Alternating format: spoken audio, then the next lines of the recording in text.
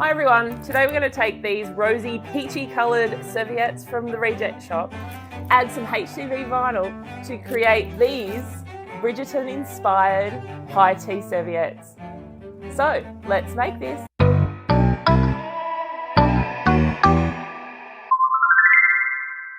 So I'm going to start this design in Canva. I'm going to go up to the right hand side, click on create design. And as always, I'm going to start with a square 12 by 12 inch design. Again, this is because we have 12 by 12 inch mats, kind of helps to make sure things fit on the mat. Obviously, when we get back into design space, we do have to modify, but I do like having it as my base. So I've gone through and found some quotes from Bridgerton. These are all very lovey-dovey quotes, although I do love "You are the bane of my existence and the object of all my desires." I've just added a new page. I'm going to add a heading and copy and paste the first quote. So, "You are the bane of my existence and the object of all my desires." Now, I'm going to change the name of the person who said it into a different text box, just so it's easier to move around, easier to control where that sits. Now I'm looking for a bit of a calligraphy font. Calligraphy fonts can be a little bit tricky in terms of weeding. So what I'm looking for here is a font that not only is okay to read, but also doesn't have too many really thin lines in it. So, and also fits our theme. So Daydream I love, but it's a little bit too, and same with Twister, but they're a bit too modern for what I'm looking for. You can always go up to the settings and look for the free ones, which will help. Look, I've come back to Symphony. It went in the drop-down menu of Symphony. There is the option to change a bold. Again, pause here if you're looking for fonts. You don't have to try and do it as quickly as I have. Scroll through, find the font you're after. Here's a good time to pause. But I've chosen Symphony. I've gone back to it. I've chosen bold.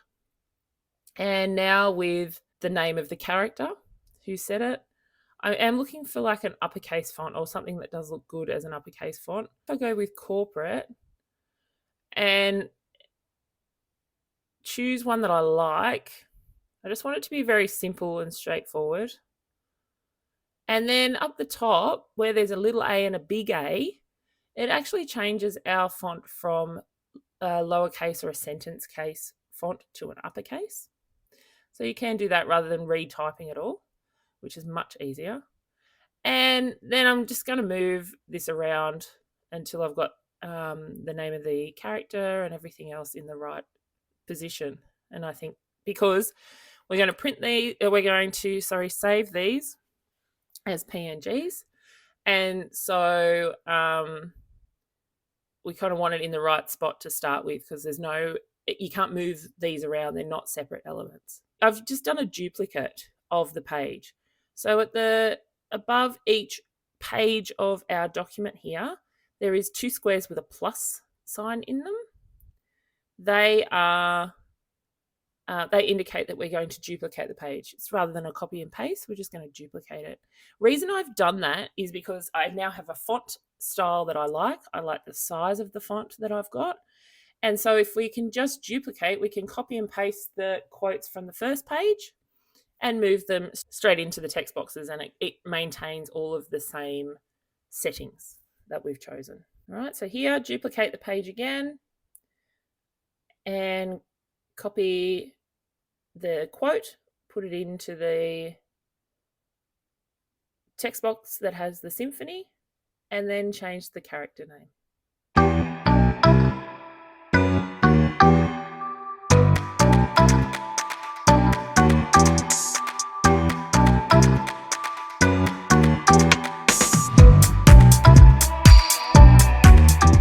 So now I'm just changing the space between the lines. I want it to be a little bit more condensed. And also I want it to fit in a square-ish shape. So our napkin, the space where we want to put all of this text is a square. So if I can shuffle this around to make it so that it is a squarish shape, that will help once I get it into Design Space. Because again, as I said before, Design Space does not allow us, because this is a PNG, Design Space won't allow us to then manipulate the text as such, because we're now giving it an image to play with. It's not layered like it would be if it was an SVG. If you have Canva Pro, you do not have to do this step, because you can then manipulate each word, each letter essentially, once you get this into Design Space. But because I'm using it as the free Canva option, I'm making it so that when I get it in there, it's going to fit perfectly. All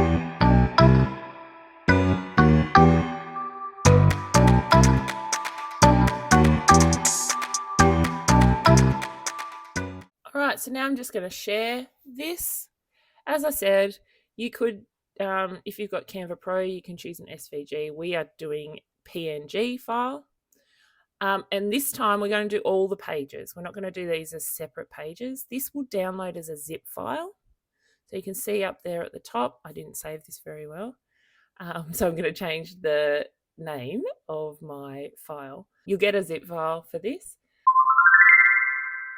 So now we're in Design Space. I'm going to show you the mistake I made in terms of the zip file. So I go into Upload for our new project, and you can see here that the zip file is actually ghosted. And the reason being is because I have to extract that. So once you've downloaded, because these are 5 different images, so you need to go into wherever you've saved it. I've got it in Downloads. So you just need to go into Downloads and you need to extract that. If you've got an Apple, all you need to do is double click on it. If you've got a PC, it will come up with an option at the top to say extract all, and that's what you can do. So now I'm back in Design Space and I've moved I Burn For You over. Now it does look a bit dodgy at the moment, but don't panic, okay? So I have taken away the background. This is a free option, but you can see here as I zoom in, it does get a bit clearer. Now, this preview single layer is really important because we've got this curly font. It actually makes it a lot easier for us to get rid of any of the spots where we want it to cut. So you can see that the white components are grayed out. So then I can see what I'm missing. So if I go through and then click this preview single layer, you can see where my issues are. So we've got Daphne Bridgerton down the bottom there, and you can zoom in further to be able to see what you're looking at. Now this is the first time I've used this preview single layer properly, so you're actually watching my learning curve here, because eventually I do work out that you can get rid of those spots while you've got it grayed out like this on preview single layer. But to start off with, I didn't realize that. I thought you had to keep toggling back and forward. Now we're uploading as a single layer because I don't have the Cricut access. If you did, you can go with multiple layers. Make sure you name your image. I do say this each time. The reason being is in case you want to go and find it again. And it just makes that little bit easier. So now that we have uploaded it, you can see now that all that fuzzy, pixelated version that we saw in the upload, it's no longer there. All right, so now I'm just going to create a square. This square is the size of the space on the napkin. So it's an 11 by 11, and I've got these rosy, pink, peachy coloured napkins. So I'm just going to change that square to pink. And the sparkle is a black, so I'm going to leave the font as a black colour. But now all you need to do is just manipulate each of these quotes to fit inside that square. So I'm just going to repeat this process for all of them. So I've got 5 different quotes here. So you can see this is where I worked out that when you've got your preview single layer on, you can actually get rid of your so this is what happens if you click on the wrong one. You just do an undo. So don't have a panic or a meltdown. It's okay. Everything can be undone. We're just using computers. Computers aren't as smart as we want them to be, so they will undo whatever you've done for you.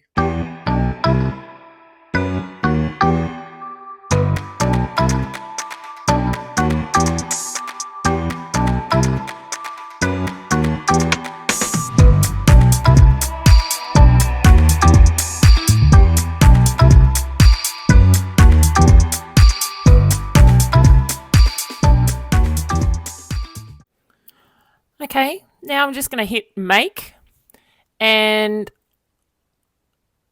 once I get into make, I'm going to mirror. So I'm just going to go into make, and I'm going to mirror all of my text. Now what I could have done is hide the pink squares. We don't need to. But I'm just moving them around just so sometimes I just don't like it all the different elements sitting on top of each other like the way that Design Space does it by default. So every now and then I do manipulate it. So this one, because there's a lot of curly kind of fonts, I might want to cut them separately to weed them rather than try and weed, because if you're trying to pick up too much at once, it sometimes leads to mistakes and things lifting when you don't want them to. I'm just going to use the Everyday Iron-On for this make. And I've checked to make sure that my mirror is on. And now it's time to go.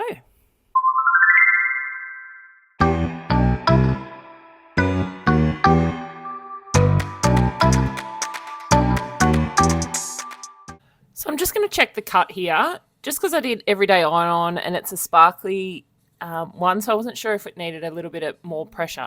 But you can see here that the grip mat is still in the machine, and now I'm just going to do a light lift. It looks like some of these letters are going to pull up, but it has cut through.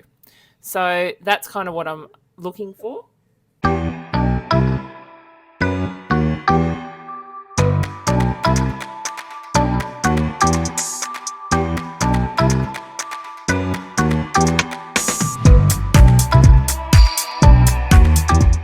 So now that I've weeded, I've found that I've only got 4 out of the 5 that worked. The longest one just was a little bit too small. So I would have found, if I did it again, I'm going to find a shorter quote. That's my recommendation, just to use the little short quotes, because they are bigger in the text and they'll cut and weed a little bit easier. So I'm just going to take one of these serviettes, and just with my heat press, you could do this with an iron as well, but I'm just going to, like we would with any kind of fabric, just heat that up. And look, it's a bit crinkly, so I'm going to just smooth it out a little bit. Not too much pressure there, because it does have that fine little detail on the edge, and I don't want to ruin that. Now, ironing this on is a very straightforward, quick process. So I'm just going to line it up. Make sure that you've got such straight edges there. So make sure you've lined that up with the base. And this one, definitely baking paper. I'd hate to do this and then burn that serviette, because we are using paper. So we don't want to push our friendship too far. So here I go. Again, press first, then iron. So press in each of those sections.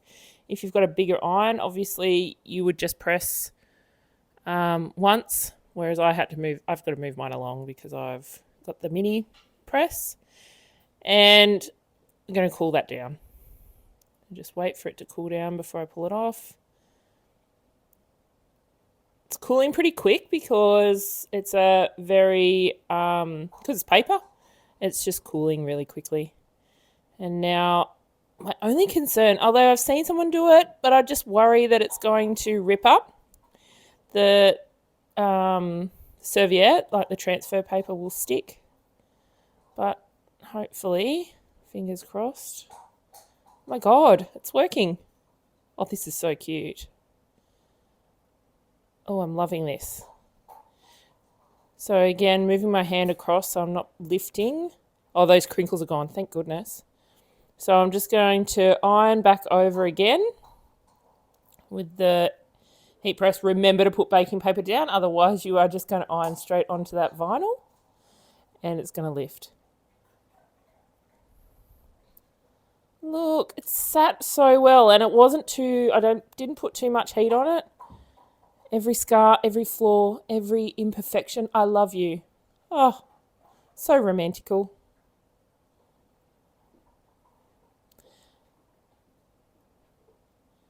All right, so now let's get on with the others.